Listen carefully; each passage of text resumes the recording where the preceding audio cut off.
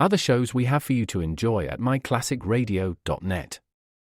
The Avengers was most certainly not a household name in South Africa prior to the radio series.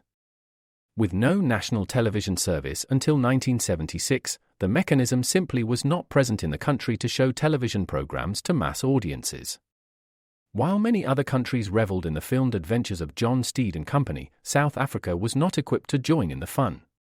The series took Britain by storm and made a major impression in the American markets, being that greatest of rarities, a British series given a network transmission slot. However, as a filmed series, rather than a videotaped one, The Avengers was able to gain a modicum of exposure in South Africa through film rentals. Come and listen at myclassicradio.net.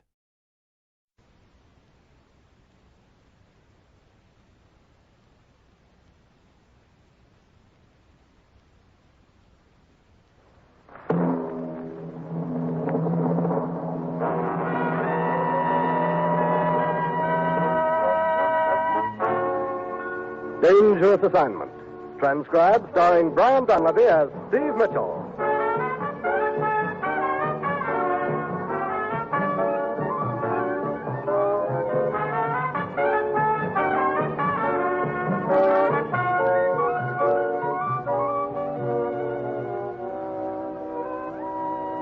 Yeah, danger is my assignment. I get sent to a lot of places I can't even pronounce. They all spell the same thing, though, trouble. But when I walk into the commissioner's office, I don't realize that this assignment's going to prove that trying to break up an information pipeline is no pipe.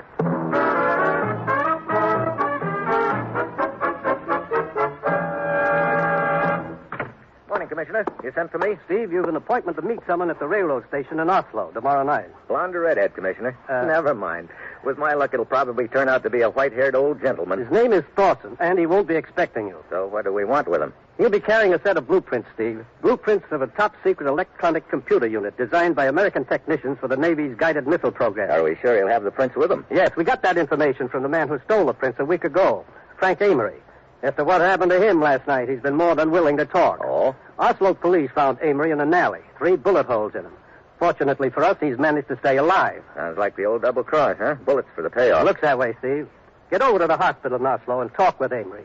Get the information you need and grab Thorson. It's vitally important we recover those blueprints, Steve. Well, that's it. You've got your assignment. Good luck.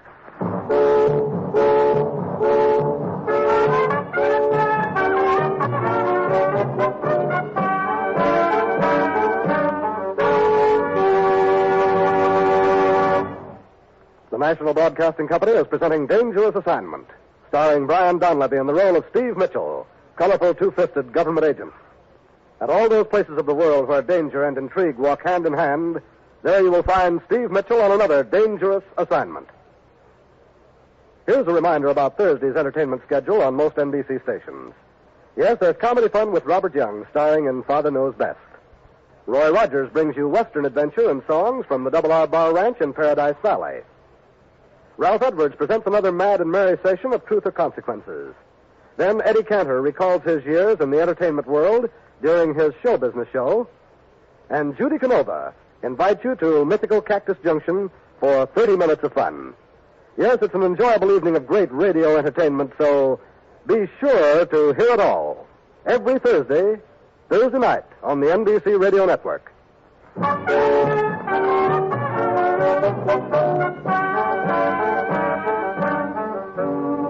Sure, I've got my assignment. Get over to a hospital in Oslo, Norway, and have a chat with Frank Amory.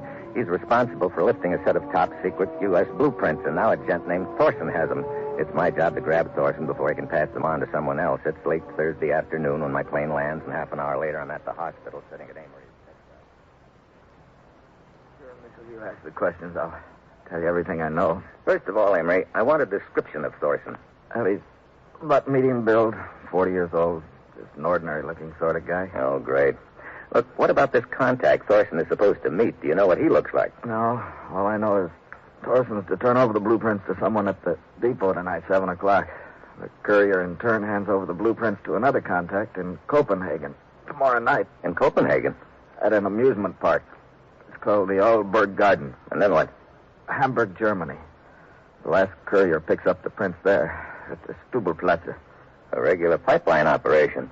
Tell me, where did you meet Thorson? Last night.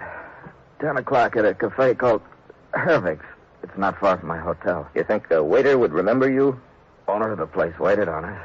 Yeah, he might remember. Sat in one of the back booths, had coffee. Waited about half an hour, then Thorson showed up. That when you turned over the prints? Yeah, the envelope. Thorson didn't want to pay up until he'd examined the prints. I was supposed to go back to my hotel and wait for him there. But you never got to the hotel. Just to that alley. 3 slugs in the back. Didn't see who it was, but not hard to make a guess, huh? Dirty double-crossing rat. Okay, Amory. I guess that'll be all for now. Oh, by the way, the doctors say you'll pull through, all right? After what I've done, is that good or bad? Mind if I don't answer that one? Well, see you around.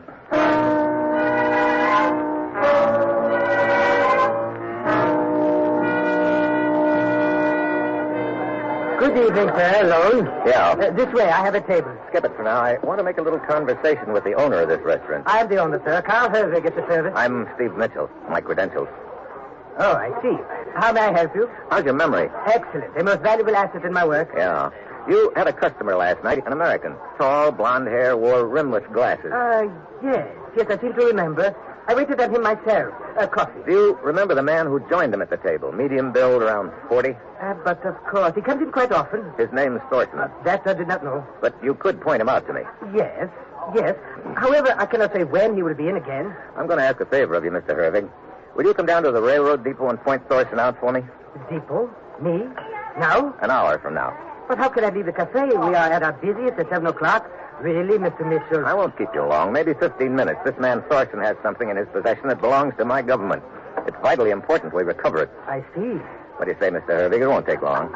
Oh, very well, Mr. Mitchell. I will go with you.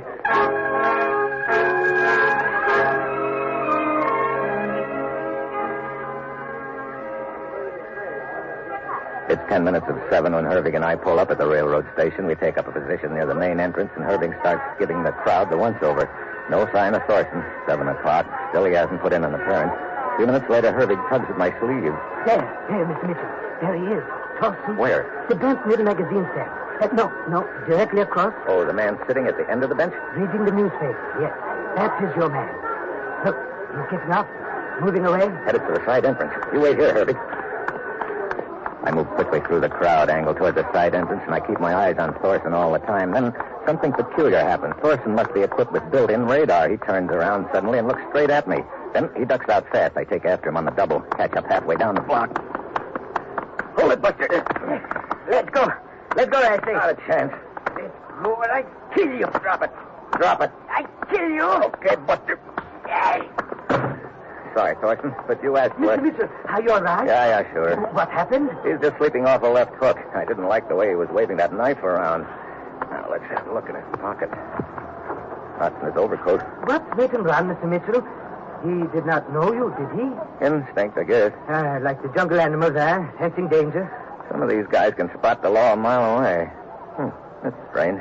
You did not find what you expected? Envelope's not on him. Wait a minute. This newspaper. He was reading it at the depot? Yeah, the London Times. He probably bought it there from the girl at the magazine newspaper stand. Most attractive young lady. I could not help but notice her. So? So I want to check something. Keep your eyes on Thorson here. Think you can handle him? A simple matter. I will sit on him. I get back to the newspaper stand at the depot, but the blonde isn't there. I step to the other side of the counter. A cigarette is still burning in an ashtray, and on the wall nearby, dangling on a nail, is a coat hanger. It's rocking back and forth. Looks like the blonde has made a hasty departure. I hurry out into the street, catch sight of her just as she steps into a car. Before I can flag down a cab, she's disappeared into the traffic. I go on back to Hervig. He's still sitting on Thorson's chest. A good crowd is gathered by now, including the law. I fill the police lieutenant in on what happened. And what do you propose to do now, Mr. Mitchell? My best bet is to push on to Copenhagen and grab her when she shows up to turn over the envelope to the next courier. We can notify the authorities in Copenhagen if you wish. Yeah, do that. Send a description of the girl and have them put a couple of men at the amusement park, the Alborg Gardens, until I get there.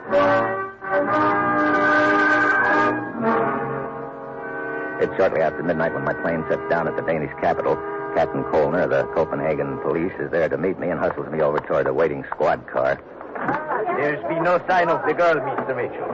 My men were at the park until it closed for the night, about an hour ago. I didn't figure she'd beat me down here. Traveling by plane would be too risky for her. There is a possibility she could be making the journey part of it at least along the Swedish coast by auto or train. In that case, she won't show up here until tomorrow. What time does the amusement park open? 2 o'clock this afternoon. Okay, Captain. In the meantime, I guess there's nothing much else we can do but wait.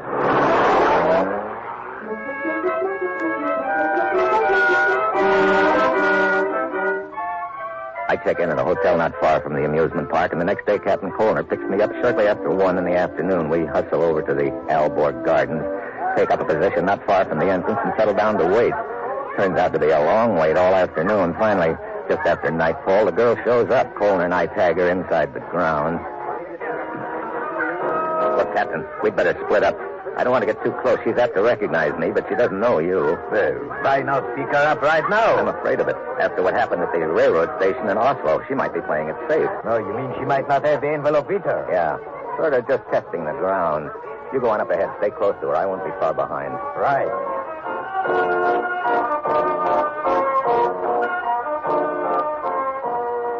Colner moves up within a few feet of the girl, and I follow at a safe distance. She just goes on strolling casually through the grounds, paying no particular attention to anything or anyone. 10 minutes later, she pulls up at the skating rink, sits down at a bench, and lights a cigarette. After a few drags, she flips it away, gets up, and starts in my direction. I have to duck out of the way fast. I slip into a narrow, dark passageway between 2 buildings, and that's when it happens. Something cracks me hard over my ear. I sprawl headfirst into the weeds.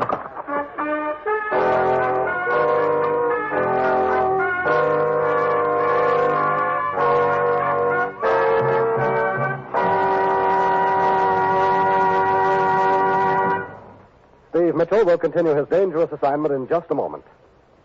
If you're one of the millions of Americans who daily drive their cars on our streets and highways, this message is for you.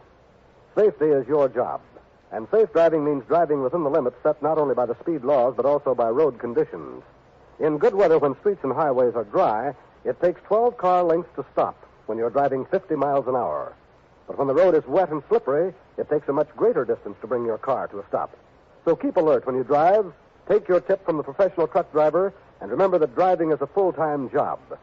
Drive slowly enough to avoid accidents before they can happen. At 50 miles per hour, you're rushing towards an accident at 76 feet per second. So keep alert when you drive. Watch for accidents threatening on the road ahead. And then slow down in time to avoid them. Slow down for safety's sake. And remember, only you can prevent accidents, and the life you save may be your own.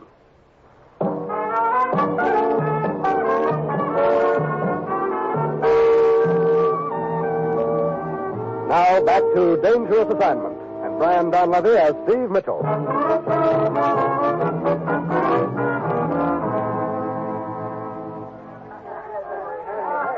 Mitchell.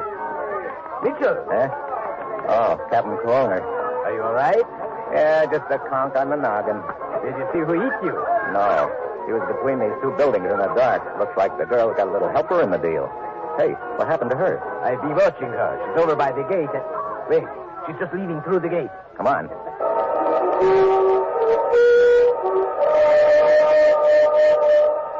We get to the gate just in time to see the girl jump into a taxi. Colner jots down the number of the cab, and we tail it in a squad car.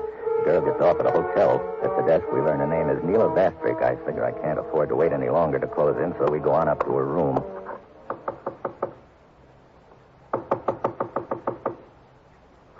Yes? What? Hi, baby. Remember me? Get out of here. We wish to question you. Who are you? I have never seen you before. Don't give me that. You saw me chasing a guy named Thorson at the railroad station in Oslo. That's why you took off from the newspaper stand in such a hurry. I do not know what you are talking No, about. then let me refresh your memory. Thorson passed an envelope on to you before I caught up with him. An envelope containing some stolen secret blueprints. Let's have it. I tell you, I do not know. I warn you, Miss Vastrick, it will go harder with you if you do not cooperate. I have no such envelope, and I know of no such envelope. We'll search the room, Captain. Can we get a police matron to search Miss Vastrick? At once. Go ahead, gentlemen. Go ahead, search. You know, she's pretty sure of herself, Captain Colner. That could mean she's already passed it on. Yes, but I'm certain she did not contact anyone at the amusement park. Wait a minute. The cab driver who picked her up and brought her here to the hotel. Of course. What cab driver? I do not know any cab driver. Oh, well, we'll soon find out. Captain, you got the number of the cab, haven't you? Yes, sir, yes. I wrote it down. We can find his address from the cab company. Come on. We'll put Miss Bastrig on ice at headquarters and then pay that cabbie a little visit.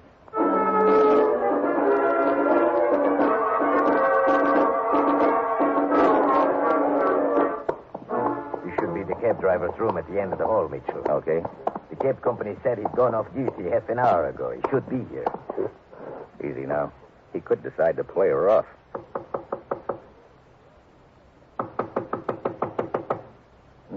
Got a passkey? Yes, sir. Better use it.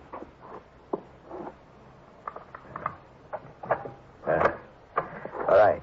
Quick now. He's not here. Look, clothes scattered around the room. Looks like he flew the coop in one big hurry. Well, this is just great. Mitchell, see here on the dresser. The photo of the driver standing beside the cab. Yeah, I'll take it along. It may come in handy in Hamburg. Hamburg? Yeah. According to Amory in Oslo, that's the next pickup point, a square in Hamburg called Stubelplatz. So if you are there at the right time, you may intercept it. Trouble is, that's what I've been trying to do all along the line and missed.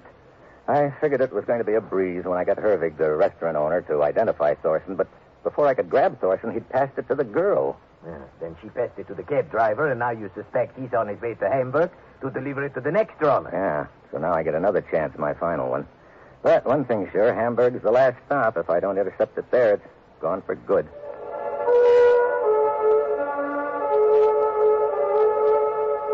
On checking the cab driver's photo at headquarters, we learn he's wanted for questioning in connection with a political killing, so Captain Colner decides to accompany me, which is good news to me because right now I need all the help I can get. It's after midnight when we arrive in Hamburg. We head for the Stubelplatz, a square with benches and a fountain in the middle. At one end of the square is a large cathedral with a clock in the bell tower. 2 a.m. You think the driver could have beaten us here, Mitchell? I don't see how. We moved fast when we found out he'd cleared out of his room in Copenhagen. True. And the military plane got us here to Hamburg faster than a civilian airliner. That's right. We should be in time, all right. And this bench is partially hidden by the trees. From here we can see the whole square, so looks like we might as well get comfortable.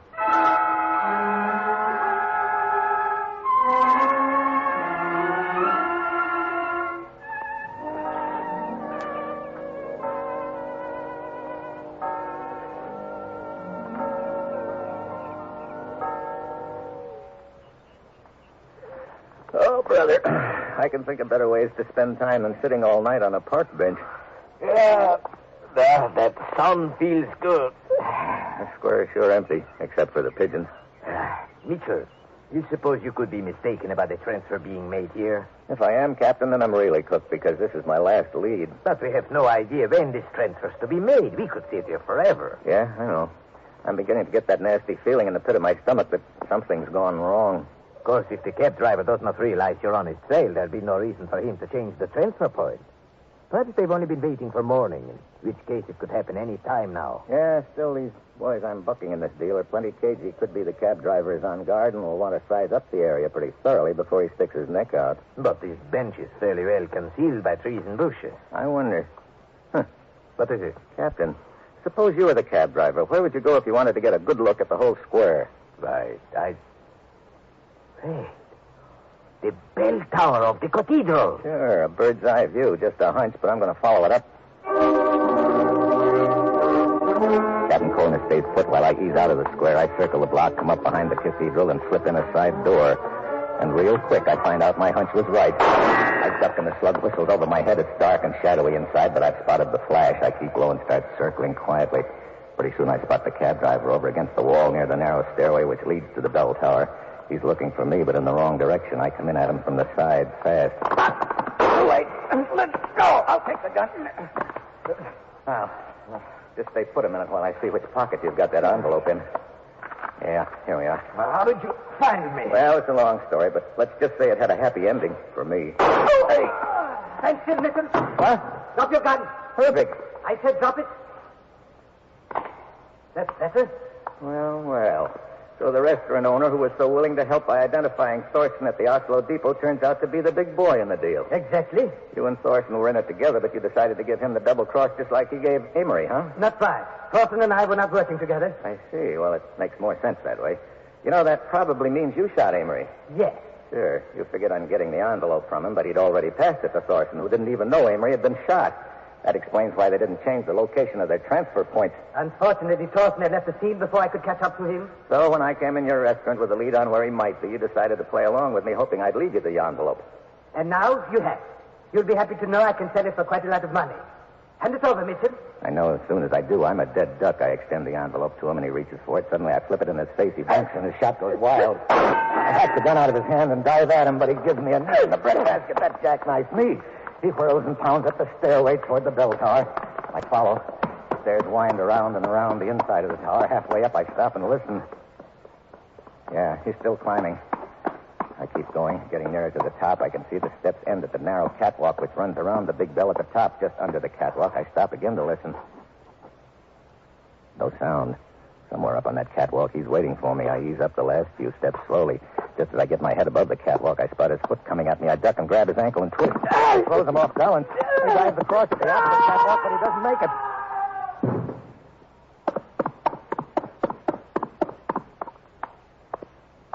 Mitchell, is that you? Yeah, Captain.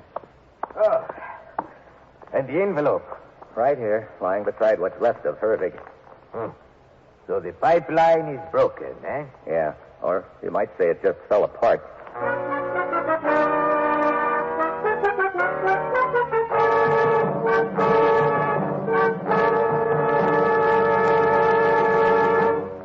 Our star, Brian Donlevy, will return in a moment.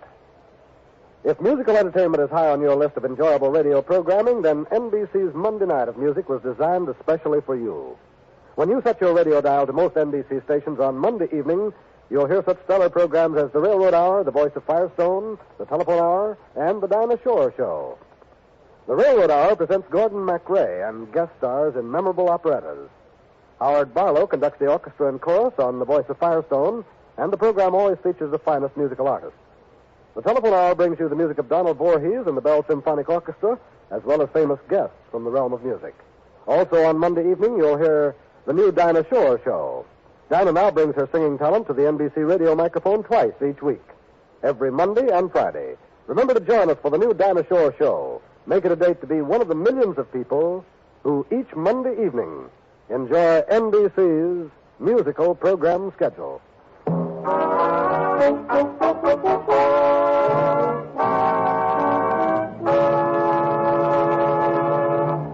Next week, Havana.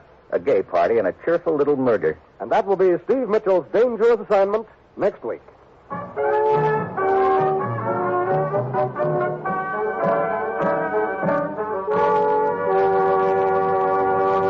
Included in tonight's cast were Dan Riss, Jan Arvan, Paul Frees, Tom Holland, and Gigi Pearson. This is John Storm speaking.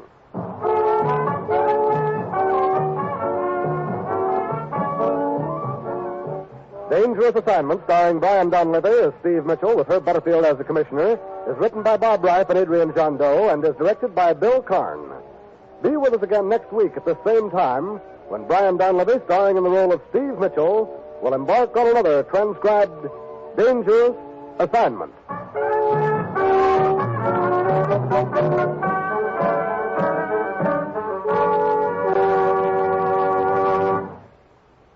Fridays, listen to Dinah Shore.